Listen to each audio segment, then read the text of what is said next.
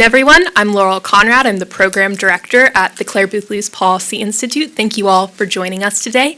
And thank you to Bridget Wagner. Heritage and CBLPI have had a great partnership over the years hosting these conservative women's networks. Now I'm delighted to introduce today's CWN speaker, Anne McElhinney.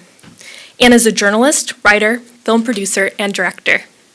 She and her husband, journalist Phelim McAleer, are the authors of Gosnell, the untold story of America's most prolific serial killer, published by Regnery.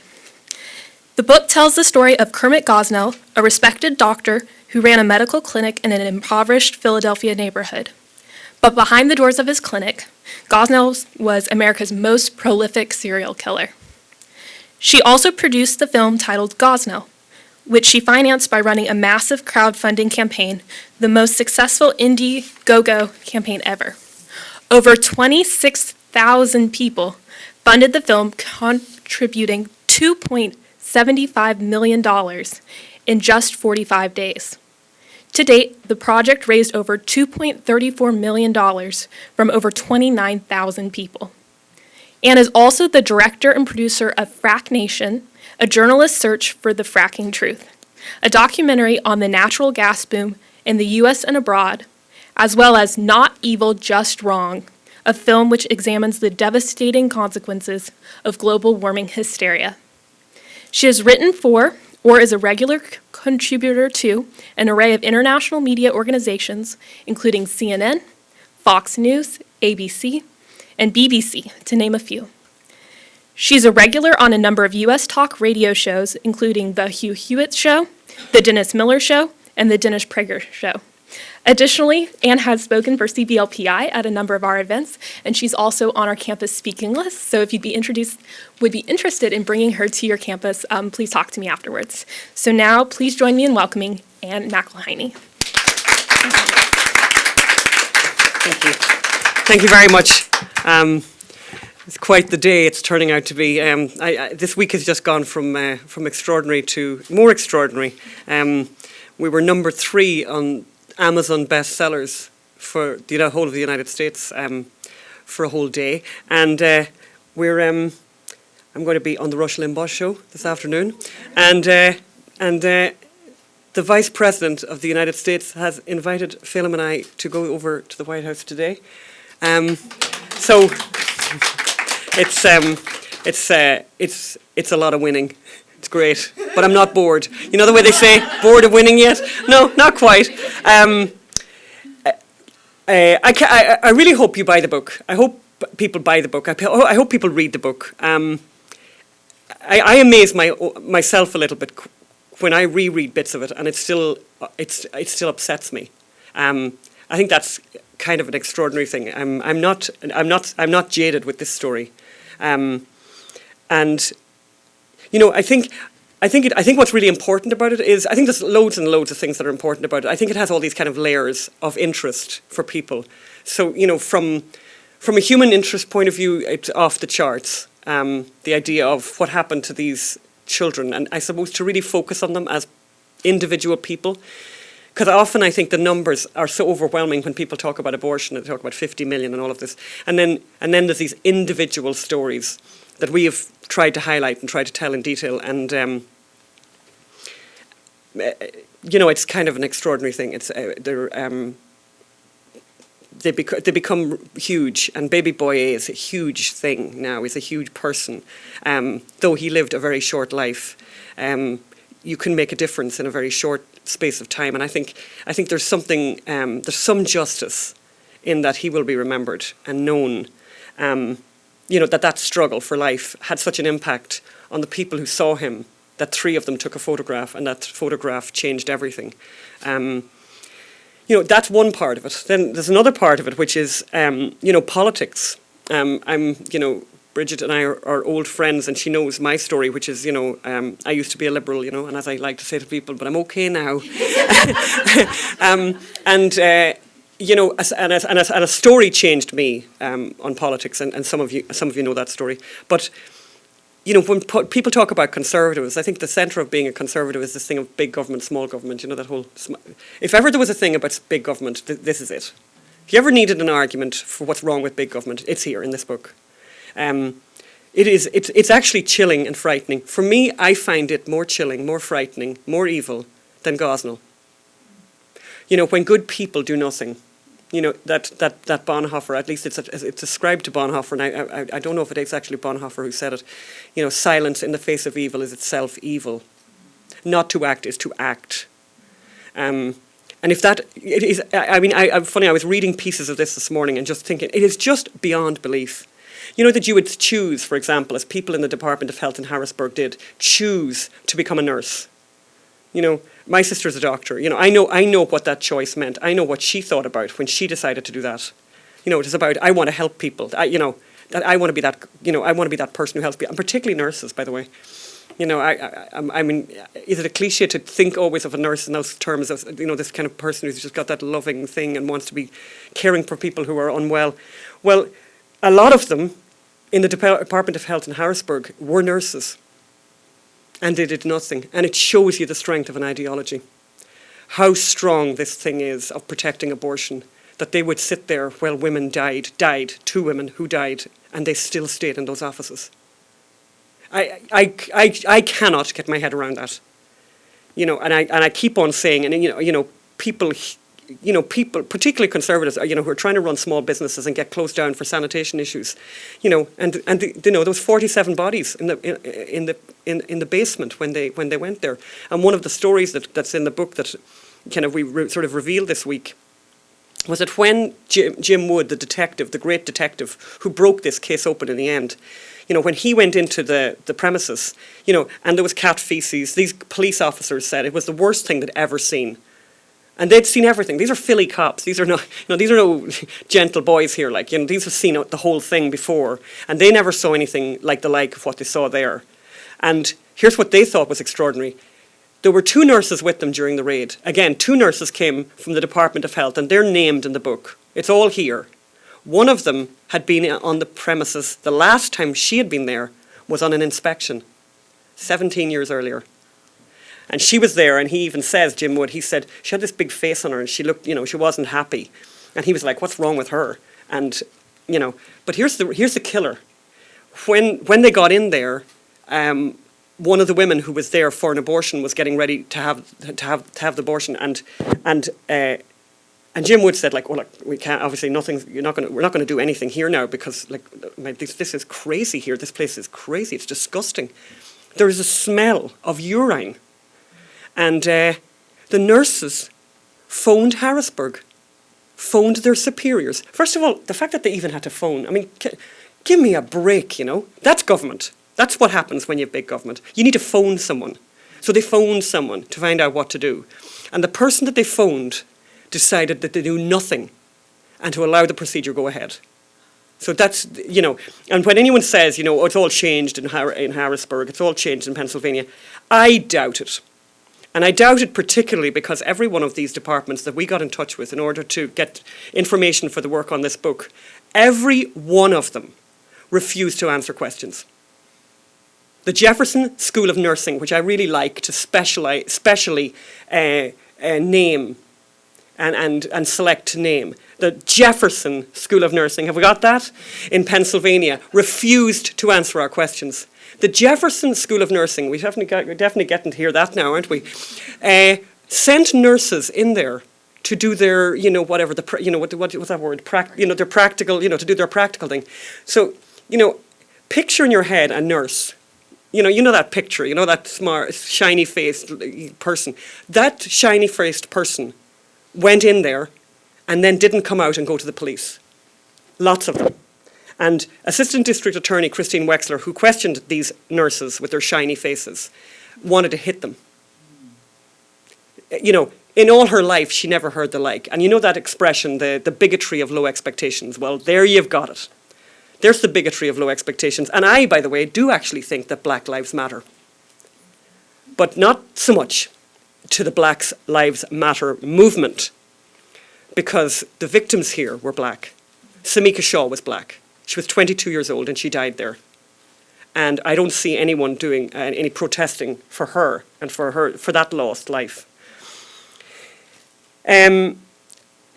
for those people who are listening and watching this and who think, oh, I can't read that book, I am going to tell you, you have to, whether you like it or not. You have to read it anyway.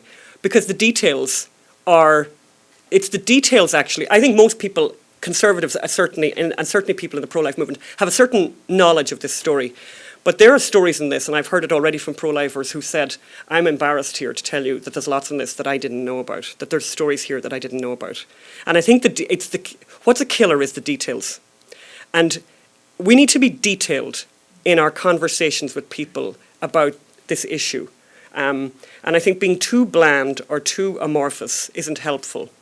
And at the centre of this story, one of the things that's very central is that during the trial, and we got the trial transcripts, one of the most powerful moments, I think, is when, the good abortion doctor, and a lot of people on Twitter are angry with me for using that expression, and the legal abortion doctor, the person who is legally doing nothing wrong in this country, who took the stand, two of them, who took the stand to give expert testimony in this case, was amongst the most chilling of the testimony when they testified to what a legal abortion is. And I think that it's a gift to have that testimony, which is not a pro-life activist. It's not anyone, it's actually someone who believes strongly in what they do, describing in detail how it's done. And it's a very good testimony to have. It's a good piece of information to have. It's a good piece of information to share with pro-choice activists and to say to them, well, this is it. This is what you're in favour of. This is what you're believing in. Pulling out an arm or a leg. Those are phrases that are used. And ensuring that you get the needle into the right place so that so the heart stops and you're watching. And the phrase that's used in the book, not used in the book, but it quoted in the book from the expert testimony is an expert ultrasound technician. And I'm thinking, I can be quite intemperate. Shocker. And and people say to me, because I can be quite well behaved in public, can't I, Bridget? And I can do okay, but let me loose, and it can get bad quickly. And I have that thing. I live in Los Angeles, and what's that called? Venice area. They have these people, doctors, who are giving out the prescription. What's it called? That dope. Marijuana. The doctor. And I'm always there walking along there, and I'm always trying to hold myself back from walking in and going, "Is this what your mother? Would your mother be so proud of you? Look at you. Would your mother be so proud that you spent that many years at medical school for this?" Well done you. God help your poor mother, And I do think a little bit about that with these people, That's what you've done with your medical degree. That's what you chose to do with your medical degree. So that's kind of, I kind of maybe bled into a second thing there. But so the first one then is these very personal stories. The second thing is this kind of this government, as the quote is from the governor who came in afterwards, this wasn't government run amok, it was government not working at all. But I actually think the whole concept of these bureaucracies are a nonsense, are useless. You could have one person, a random person, like Jim Wood, who just has oodles of sense, in charge of the whole thing. Let him walk around and say, you know what, this place is dirty. What's that? Just a sensible person, That's all you need, as opposed to these vast bureaucracies that cost the taxpayers of Pennsylvania a fortune and did nothing, and did worse than did nothing. They did much worse than did nothing. These are really terrible people. These are terrible people. I don't know how they sleep at night. I just don't get it in my head at all. And the complaints were piled high in Harrisburg. Piled high. One girl who worked in the place worked there for a while and saw what was going on and thought, this is so horrific. This is so horrific. She said, I'm going to get my coat or whatever. She walked out to her car, she literally walked out to her car and drove away and never came back. But while she was in the car, she stopped in the car, she wrote a handwritten complaint and hand-delivered it to Harrisburg, to the Department of Health in Harrisburg, and they still did nothing. Doctors gave hand-delivered complaints to Harrisburg, and Harrisburg still did nothing. There's ideology for you. That's chilling to me. That's chilling because people weren't protected. And the most vulnerable people of all weren't protected because of this kind of mentality. I don't know who these people are. I don't know who these people are. Thank God, I don't know who these people are. I'm going to read. I want to read. Let me. I think I want to tell two stories. I mean, I always want to talk about baby boy A. But I also want to tell us a good story, because I always think people need a good story too. And I think the thing about the book that I'd like to believe is that there are terrible things in it, and it's very dark. But then there are really amazing things, like the portrait of Jim Wood, which is the very first chapter. He would do you good, you know. That he lives, we're all right, you know. It's going to be okay. That Christine Wexler and Joanne Pescatore and Ed Cameron, the assistant district attorneys, you know, did what they did. You know, we're going to be okay. And that good triumphs, that lots of good people did good things, including the people who have immortalised the 47 bodies that were found and who are now buried. And I would like to talk about that too, if I can. We'll see how well I get on here. I want to just do this bit about baby boy A. And I'm going to jump in here. According to Cross, that's Karima Cross, one of the workers at the clinic, Abrams, the mother of the child, was heavily sedated when she was taken into the procedure room, and the baby just came out. Gosnell was in the room. The baby was about 18 inches long. Gosnell put the baby boy in a Tupperware container. He was still breathing. Gosnell did not cut the baby's neck straight away. He was so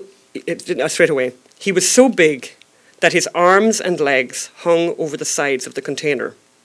Cross testified about what happened next. He put it in a shoebox, and the baby was hanging over the shoebox, but the baby some way came together, she said. Pescatore asked Cross to show the court what the baby did.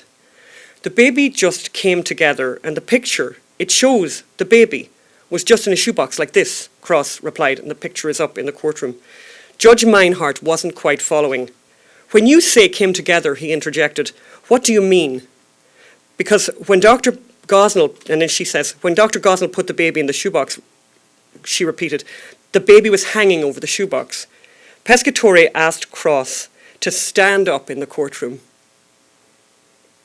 and to show how baby boy A curled up in the container.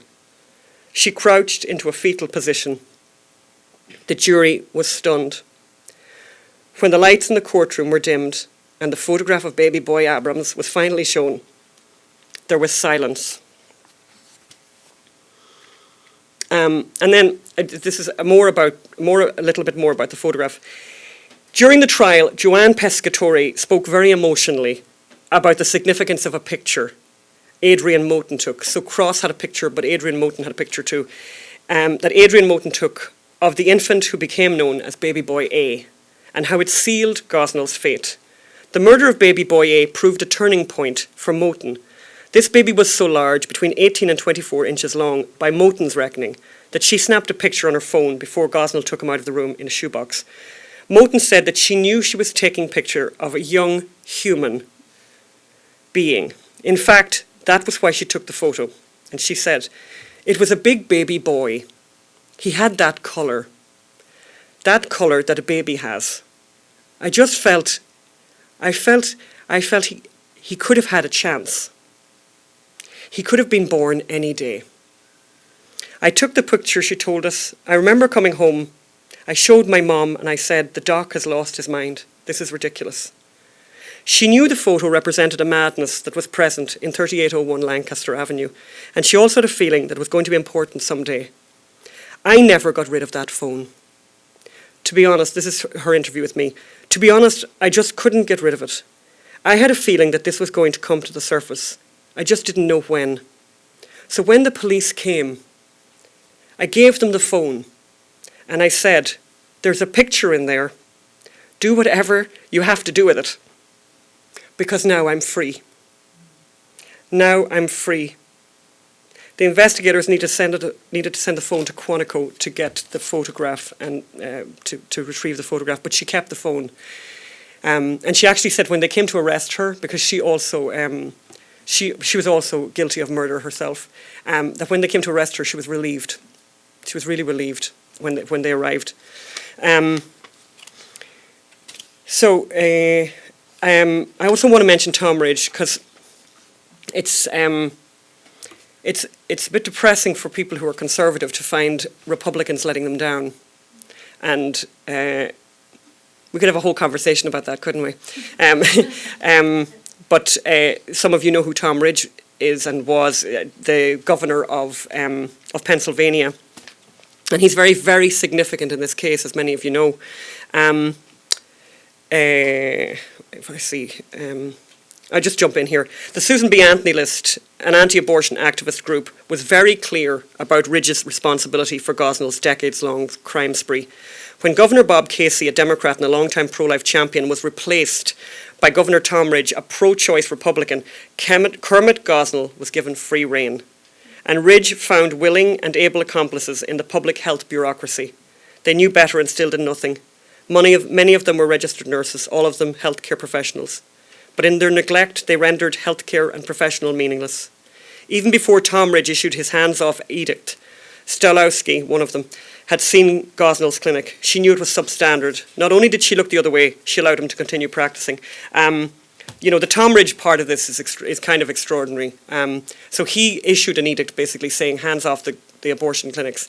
And then for 17 years, as I said, no one touched the place. So the third part of the book, I think, and I think there probably are other bits, but I'm just thinking that way right now, is the media part of the story, which is just beyond belief. And it's real simple to summarise it. It's really simple to understand this media thing, not to understand it, but to describe it.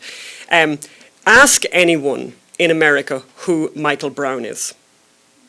And people will tell you something, right?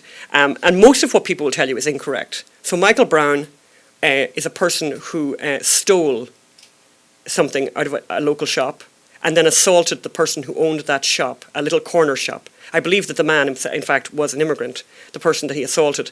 Then Michael Brown left that shop, walked in the middle of the street, came across a police car where there were police in it, and then tried to beat the police officer to death. And in defending himself, the police officer shot Michael Brown. That's who Michael Brown is, and everyone knows who he is. And not alone does everyone know who he is, people think it's a good idea to have a monument built in his memory. But nobody knows who Samika Shaw is, and nobody knows who Carnamaya Monger is, and nobody knows who Baby Boy A is, but they will after this. And here's what the media did. They did nothing. So the stories that came out of that trial were just unbelievable and extraordinary and should have been reported a lot. And all kinds of excuses are nonsense. Sarah Cliff from the Washington Post writing that, responding to Molly Hemingway, rock star, and Molly Hemingway asking her, why are you not reporting on this? You'll remember who Sarah Cliff is. Sarah Cliff is the one who went apoplectic over the Sandra Fluke. I said it correctly. You've got to be careful with Irish people because they so easily can say a different F word.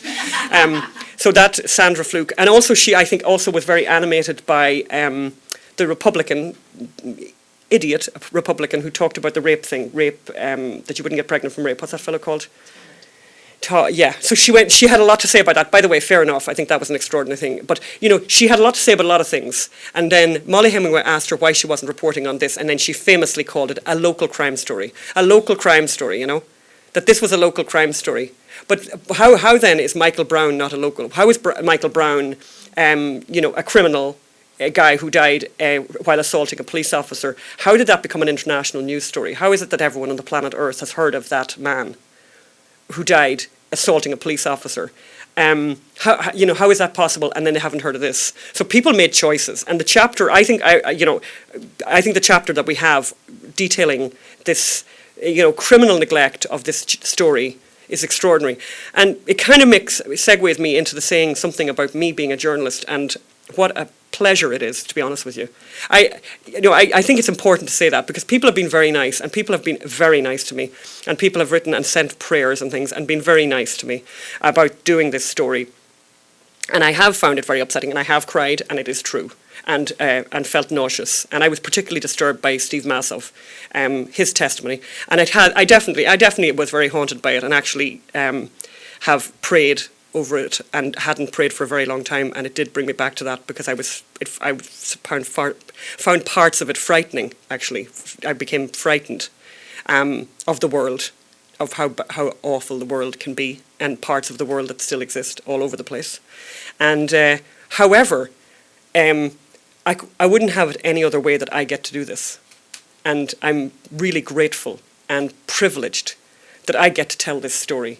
I'm a huge fan of David Daleiden. I don't know if you of course you know exactly who David Daleiden is. Who doesn't know who David Daleiden is? So we love David Daleiden, Centre for Medical Progress, and a huge fan of me, David. And I remember asking David about, that, and you guys know the videos and everything, and that's that one where you can hear David's voice and you can see the baby, and they're moving the bits of the baby around the hands and everything, and they're moving the arms around. And I just said to David, like, how did you do that? Like, how can you do that? How did you stand there?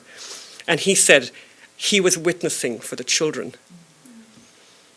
And of course he was. That's exactly what he was doing. And of course that's why he could do it, because that's a job to do. And I believe that the job I got to do, telling this story in detail, it's a privilege. I'm delighted with myself. I'm delighted I'm doing this and not doing something else. That thing of like, things that make life worth living, It also, being upset it's not a bad thing, you feel something, you're alive and we're connected. And we're connected to this. And people have to know, and people have to buy the book. And anyone who says, I don't think I could read that, you'll be better for it. You won't be worse for it. I feel edified by knowing Baby Boy A. I feel better for it. I feel better for all these voices. And on that note, we never ever discussed time, so I have no idea how this is working. But I want to do this, and then we should take questions, things I hadn't thought of doing. At the end of the book, we do this. We have a chapter called, Aftermath, where we kind of tie up all the ends, find out where all these people from the Department of Health went and all that. People retired. People took early retirement. One of the people I have most disgust for, Stalowski, has retired. So she's on a really nice pension, having a great time, paid for by the people of Pennsylvania who she didn't protect when she had a chance, when she paid for that job. And one of the big issues was the 47 bodies that were found on the premises, and people cared deeply for them. And I have friendships now. I have these really incredible friendships with people, and that's a great thing about Facebook. A lot of bad things about Facebook and social media, but a great thing is that you have these friendships with people. And I'm a friend of a grandmother of one of those children, and that's a privilege. And she writes very beautiful emails and beautiful prayers, I could tell you. Very, very lovely lady. But and she's in this book, but we don't name her. And mostly because she wants to protect her son's identity. A lot of people wanted the children to be buried and to get a Christian burial and for people to acknowledge their lives. And Philadelphia didn't do that. Didn't do that the way that the people who petitioned wanted it done. So they actually went ahead and buried them privately, secretly. But then they afterwards told the people who had been petitioning, look, we did bury them and this is where we've buried them. And so this is what happened then. And see how I go with this, okay? So on June the 10th, 2015, a small group of people gathered at Laurel Hill Cemetery overlooking the Schuylkill River. And for all the people in Philadelphia, please don't write and say that I'm murdering that, okay? To commemorate the 47 babies whose bodies were discovered frozen in Gosnell's clinic. The mourners consisted of clergy, pro-life activists and others, touched by the stories of how the children had died. Roman Catholic Archbishop Charles Chaput and pro-life activists had mounted a campaign to obtain custody of the babies. Alliance Defending Freedom attorney Catherine Glenn Foster acknowledged that, in the end, Philadelphia officials had fulfilled the wishes of all who wished to pay their respects to the babies. Today we can say to the city of Philadelphia, the city of Philadelphia has heard us. They gave these babies a place to be buried. These babies were like any other precious little persons, Foster told the mourners gathered in the summer sun. How a person dies doesn't make anyone less human. Try as hard as he might, neither their killer nor his infamy could erase these babies' humanity. We will use this sacred space to cry and to remember and to say this ends here. But the people who had petitioned for the babies' bodies felt that other people, that the city had let Gosnell's victims down. It was wrong, they said. The children had been buried secretly. The Reverend Patrick McElhinney, director of the Washington, D.C.-based Christian Defense Coalition, said at the memorial, I would simply say this to the medical examiner and the Philadelphia city government. These children were not unclaimed. We came for months after months seeking these children in love. They were not unclaimed. They were wanted. They were desired. They had meaning and purpose. It's a sentiment we share. Okay, I'm going to take... is that... What do you think? Do you think, Grace, this is a good idea?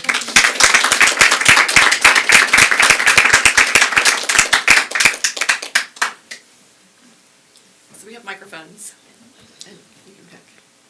And I see friends here, by the way, and shout out friends here, and also people who donated to the film. Thank you, rock stars. So thank you, 29,000 people. So I think we have some of those people here. So very grateful. Can you tell? Yeah, can I ask please. a question?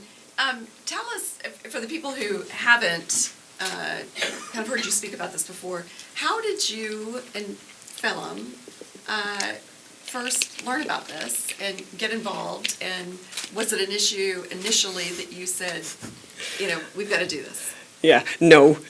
So I think there's providence in this myself. So we made a film called Frack Nation, wonderful film. It's available on Netflix, about fracking, and a lot of it was shot in Pennsylvania. So Phelim was actually on his own, travelling around Pennsylvania having screenings, and he had a few days off, and he went to Philadelphia. And unlike most normal human beings who go to the pub or go out and play golf or something, Phelim is just a complete, like he's all journalism all the time. And so he had heard that there was this criminal story going on and this thing going on at the courthouse. And he went to the courthouse and he went in, and it was like the Mary Celeste. There was no one there. There were some Mennonite women knitting, and God bless them, by the way, because and he said there was Mennonite women there pretty much all the time. So they were there, and then he came in, and they had a projector on front of the jury showing the pictures, and he sat there and he just was gobsmacked. It was the worst thing he'd ever seen, and he got a massive education, and he never knew that abortion involved babies that looked like that. He thought it was always a bunch of cells. So he was completely fired up. He went to it for 3 days. He'd be phoning me and telling me stuff, and I was kind of, abortion. And then he came back, and he said to Magda, and Magda's our business partner, and he said, this is what we have to do now. This is what we have to do. And Magda and I are like, no, that's not what we're going to be doing at all. Actually, we're not doing anything to do with abortion. I wanted nothing to do with this. And really strongly, we were like, there's no way we're doing this. And so what he did was he bought the trial transcripts for the days that he had been there, and he said, can you just read the 3 days? And we did. And that changed all that. And it just becomes everything. And we already had money for a different movie, and we sent it back. It became everything to us. It became the only thing we wanted to do. And it's been quite the education. And I think for somebody who's sort of, basically pro-choice, neutral on abortion, to get an education, it's as a grown-up, you know what I mean, as opposed to being like in high school or something. But when you're a grown-up and you know a fair bit about life, then to learn this and learn that you didn't know it, and to learn that you got to the age that you are, and you read and consume the media, and you knew nothing about this, nothing. I say this all the time: Planned Parenthood are geniuses, because they're keeping this story to themselves. Americans don't even know the law in their own states. They don't know that the law in this country can only be compared to laws in North Korea. That the Europeans would never do this. The socialists don't do this. I've had standing rows of people. People don't know it. People don't know that you can have an abortion legally in Pennsylvania at 6 months. People don't know that in this country you can have an abortion at 9 months legally. And you can. In lots of places. And I know people who've worked in those places. I know a wonderful woman who worked for 20 years at the Boulder Clinic in Colorado, which is a late-term abortion clinic. A wonderful person who's had a very deep and a very profound conversion experience, and is a very wonderful person who is in communication with me all the time. And she tells a story. I mean, I don't know. Somebody should tell me about the time. We're good. She tells a story of the worst thing that happened. And I must ask her, I don't know if this was the actual thing that changed her, but she said the worst thing that ever happened in that clinic was a happily married young couple who came healthy, in love, all of that, and they were pregnant with twins. And they said, we talked to friends, we researched it, we've really looked it up and everything, and you know what, it just really wouldn't suit us at all, that whole twins thing, really wouldn't suit us at all. So they aborted healthy twins.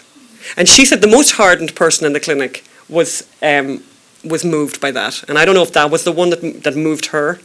But I can tell you, I have a lot of stories like that. That these are not unusual stories. These are not unusual stories. Safe, legal, and rare. My right. Did I answer the question? That's okay. Great.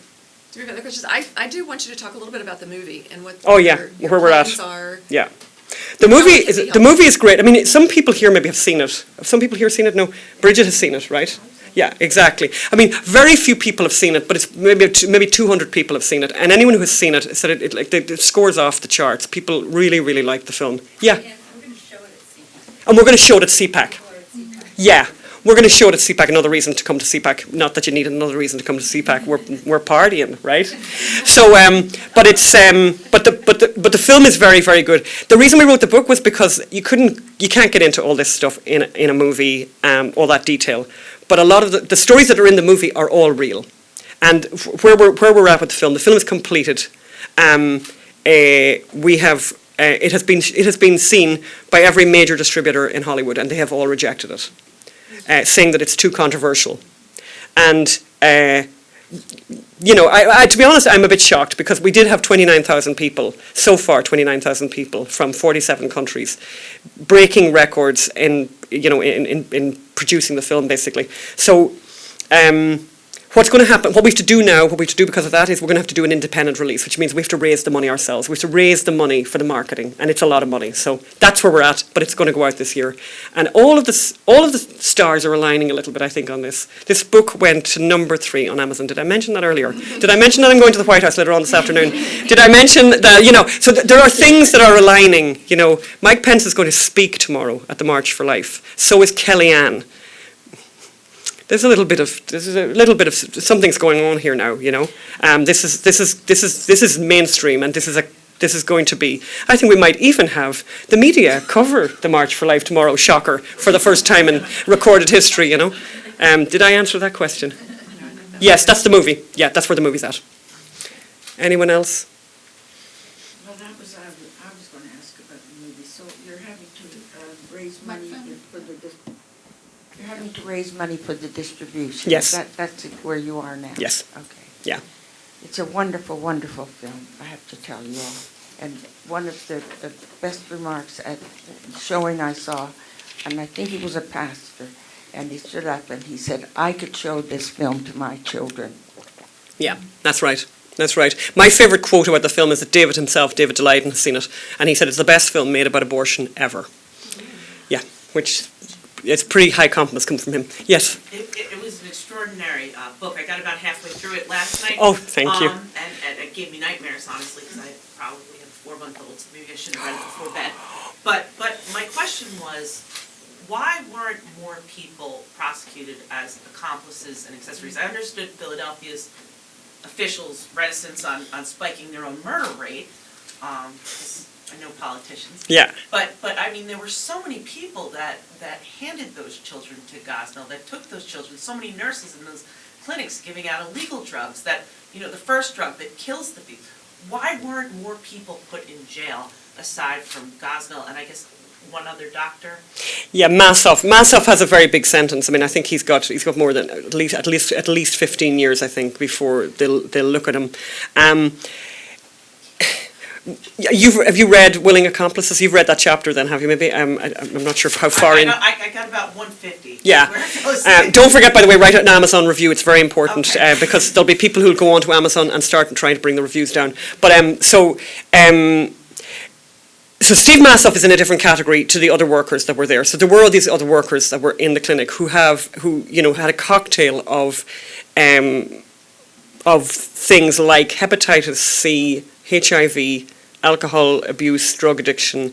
Most of them had a 6th or 7th grade education. And I think what really happened was that when it came to going after Gosnell, who was the one that they needed to shut down, they got cooperation and they did deals. But everyone went to prison. All of them went to prison, but for shorter periods. Adrian Moten went to prison. Elizabeth Hampton went to prison.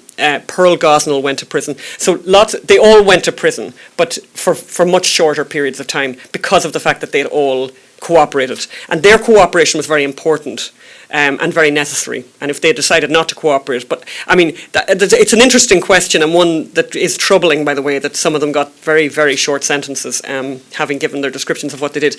Steve Massoff got a much heavier sentence, and the reason for that, I think, is that Steve Massoff had a medical degree. He wasn't one of those women. He was a qualified person in a sense. He didn't have a medical license, but he worked there, and his own description of what he did, I think, and I don't think you've read that bit yet. For me, I think that was the most, it was the most frightening thing I've ever read. I certainly found it very frightening because the way he described it. And it kind of makes you think about, it's sort of psychologically maybe okay to imagine one really, really, really bad person, but then when you start to see this multitude of others, ones who have intentionally doing awful things like Steve Massoff, and then there's the Harrisburg version of it, which is another version of the same thing. Their hands are dirty. There's guilt there, I don't know. I mean, I'm concerned. I wonder why people from Harrisburg didn't go to prison. I wonder why people from Harrisburg didn't go to prison and why they weren't prosecuted, and I don't know the answer to that. But it's a protected class, And they had, just here's a sickener, by the way. When they appeared in front of the grand jury, the people from Harrisburg, these bureaucrats, and there's lawyers, by the way, in Harrisburg. The lawyers from Harrisburg brought lawyers with them to the grand jury, and who paid for their lawyers?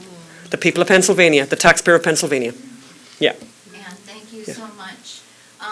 You talked about pastors who have been very positive and supportive. My organization works to change the social witness of churches, and we work with denominations that are part of the Religious Coalition for Reproductive Choice, women priests who say that abortion is holy, things like that. And I was wondering if you've had any run-ins with them at all. No. What we can do. No, I have not met those people. I haven't met those people. I mean, it's very, no, I haven't met those people. I've met a few abortion doctors. I spoke at an event in Aspen, hosted by a very nice person, and a person, abortion doctor turned up at that and was very, very odd, actually. Basically, so everyone was very supportive at the event and everyone was being very nice. And then this guy turns up and says, you're wrong, you say that he wasn't an OBGYN. I know he was an OBGYN. He's a friend of mine. This is ridiculous. And of course he was that was the one thing was he's an OB, which is like, whatever. But, he is an OBGYN. And I'm going, no, he's not an OBGYN. He's not an OBGYN. It's like, when you have those kind of standoffs with people, like, I don't know what you do with it, I don't know how you get documentary evidence that you can immediately show to the person, and then we sort of, the meeting ended and people were having a drink or whatever, and he came up and he said, I know he's not an OBGYN. I was like, are you kidding me? Yeah. It's really odd when you have clergy who are affirming abortion as a holy thing. I don't understand. I can't get my head around that at all. Like, I can't. Have you seen? Yeah. No, that's wild. And did you, by the way, I'm sure you have, you saw that thing in the Telegraph, I think, reported this year, that thing that when conception happens, that there's a light. I just thought that was extraordinary. Like, it's kind of gratuitous. Like, you don't need a light, but there's a light. That a light goes off. Did you see that? It's a video. It's unbelievable. The moment of conception, this light. Very extraordinary. You mentioned the Gosnell had sent you the God, yeah, Gosnell, yeah, which is kind of close to, but maybe a little bit close where you're going. At the back of the book, so Gosnell writes to us all the time, and he phones, and we have like a pile of letters. Like, I think I put a photograph up on Facebook one time, just showing the whole pile of letters and everything. But at the back of the book, we've reproduced, like, as in just like printed 2 of his letters, just to show you the kind of stuff that he sends. So he has a section with scripture passages justifying abortion. And he gives a scripture passage, and then he says, this means this, and this is this, and this and this. Yeah. He writes poetry, and the poetry is all about abortion. Like, one of his poems has a line in it, which is repeated. It's the only repeated line in that poem. Abortion is a celebration of life. Abortion is a celebration of life. Yeah. I know. He's not repentant. Not even slightly repentant. I mean, he was super relaxed in the prison. Has this kind of very super relaxed demeanour, like he's just played golf, and very affable. And, he has this mellifluous voice. And he sang to me in the prison. But you think he's not crazy? No, I don't think he's crazy. No, and no one else did, by the way. You know, it's interesting. No, I don't think he's crazy. I think he's narcissistic probably at a slightly pathological level, because he says things and you feel like just laughing really in his face. You know, like he says, one of the things about me, one of the things about me, I just don't tell people how intelligent I am, I don't, that's one of my faults, I suppose. Like, he talks like that, and you're thinking, are you seriously, and then he has this whole thing about, actually I was going to read that passage to you, he has this whole thing about music, and our dear friend, Boris Zelkin, who wrote the music for the movie, who's a composer, had said to me, when I was going, and he's a buddy of mine, I said, what should I ask him? He said, you should ask him about music. People's music choices are very interesting, he said, maybe he'll have an interesting thing to say about music. And he started this whole thing about music then, like this massive thing, including this thing about Jacques Brel, the crooner, and talked about how much he loved that, and then at the end of our visit to him, anyway, it's like, yeah. I mean, it's kind of too complicated. I mean, one of the other things that he said was, if I hadn't been a doctor, I could have been a concert pianist. That's how good I am at playing Chopin.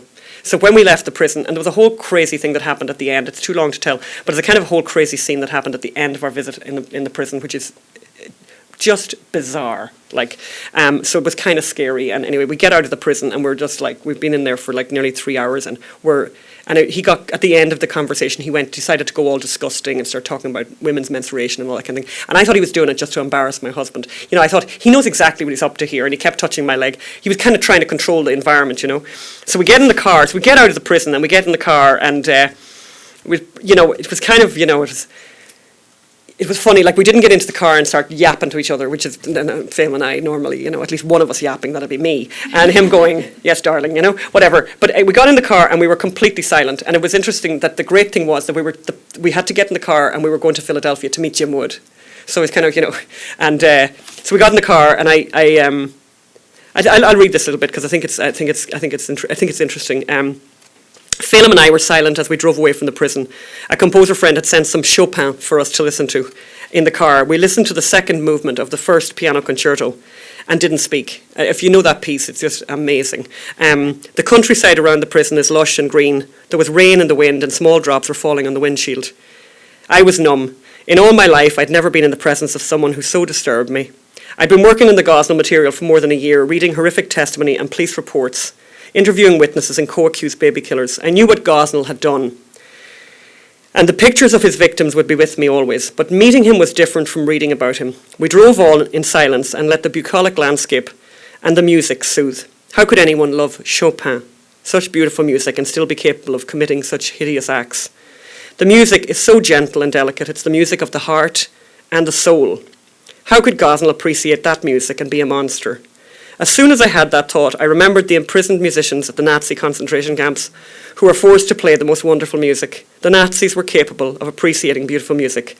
Their prisoners, half starved to death, played as their fellow inmates, men and women and children, were led off box cars and walked their last steps towards the gas chambers. So, and it's an interesting thing about doing this book and reading this. The only thing I compare everything to is the Holocaust. The feelings that come up are like the Holocaust. And I've met Eric, the wonderful Eric Metaxas now twice, and I was saying that to him, and I was saying that that Bonhoeffer has been very much on my mind throughout all of this because it's interesting, and because of obviously of who he was and what he did and how incredible he was in the face of evil. Just incredible. I mean, not to talk about somebody else's book, but I do think that the Bonhoeffer book is a great book, and I don't know how many copies of it I've bought now at this point, but it's what a great achievement. Yes. I don't know too much about what happened to. Sorry. I don't know too much about what happened to Gosnell, but is he in a federal prison, and what was his sentence? Yeah, so he's in a state facility in Huntington, a state-run prison in Huntington, in Pennsylvania. He got 3 life sentences for the 3 babies, and he got manslaughter for Carnamaya Monger, And he also then, on top of that, I think it is 30 years, I have to look it up, I think it's 30 years he got for the drug charges. So he also ran a pill mill, so you know those where you can buy a prescription for Oxycontin, and he also did that. Like the night that Carnamaya Monger, just to imagine the kind of person that he was, the night that Carnamaya Monger died, you know, he would sign the scripts, he just signed them and then let people fill them in or whatever. So he signed scripts for his pill mill operation the night that she died. And he spoke to his lover, his 28-year-old lover, for like 4 hours on the phone. It's frightening. Thank Thank you you. so much for bringing it to our attention and the book. We have copies of the book with the lunch in our conference center, which is just through the lobby and back near our new staff lounge. And didn't mention that she was on Hannity.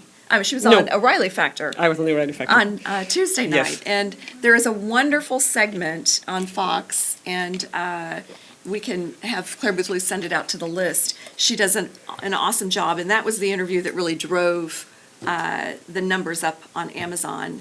And then the Eric Metaxas interviews, are they available for Yeah, people to they're on his listen to? podcast apparently. Yeah, and there's two of them. He brought us back. We went the first day, and then he asked us to come back the second day, which was great. I'm such a fan of his. It was like, you know, that kind of meeting like meeting a rock star. I was like, oh my God, it's Eric Metaxas, you know. He's just great. And then Rush is this afternoon. And Rush is this afternoon. Do you know what Yes. time that segment So, will be? well, I don't know when it goes out because it doesn't. You know, it goes out different parts. But I suppose you're East, so it's been recorded 2:30 Eastern, and it's Mark Stein sitting in for Rush today. Oh, excellent. And we had, behave yourself. I know, I'm the same. And we've literally just been on Sunday, wasn't it? So we just flew up to Vermont. We were in Vermont with Mark Stein. He's just great. More of that, please. Thank you. Yeah, we'll have more of that. You know what I like to say? He'd love this too, so I'm going to say this. I'm sure he'd love this. I meant to say it, and I didn't say it after we had our very nice lunch together. But I think I would describe Mark Stein as the thinking woman's bit of crumpet. What do you think? Isn't that the truth? Isn't that the truth? I love that. So thank you all for joining us, and please stick around for lunch and conversation and book signing, which will be just Thank you. through the lobby and back into the conference center. Thank you very much. Thank you, Bridget. Thank you.